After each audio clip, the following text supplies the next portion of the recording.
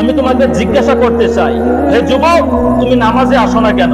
যুবক আমাকে উত্তর দেয়, হুজুর নামাজ পড়বো কেমনে, অসুস্থতার কারণে নামাজ পড়তে পারি নাই। আমি তোমাকে বলতে চাই, ও হে যুবক, তুমি কি হযরত আইয়ুব আলাইহিস সালাম এর থেকে বেশি অসুস্থ ছিলে নাকি? আমি তোমাকে জিজ্ঞাসা করি, ও হে বাবা, তুমি কেন মসজিদে আসো না, মসজিদে নামাজ পড়তে আসো না?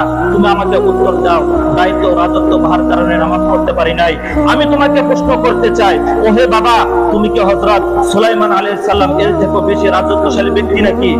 আমি তোমাকে জিজ্ঞাসা করি, ও হে বোন, তুমি কেন নামাজে আসো না? তুমি আমাকে উত্তর দাও, হুজুর অত্যাচারী স্বামীর কারণে নামাজ পড়তে পারি নাই।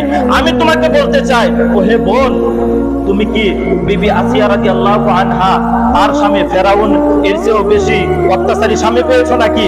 আমি তোমাকে বলতে চাই, ও হে মা, তুমি নামাজ পড়ো না কেন? তুমি আমাকে উত্তর দাও, হুজুর সাংসারিক কাজকর্মের কারণে নামাজ পড়তে পারি নাই।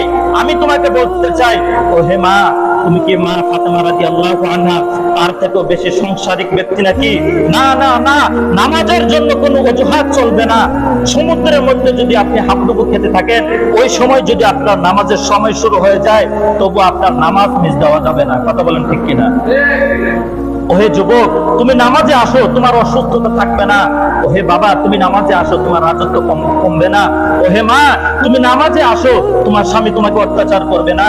ওহে মা, তুমি নামাজে আসো, তোমার সংসারে কোনো সময় অভাব হবে না।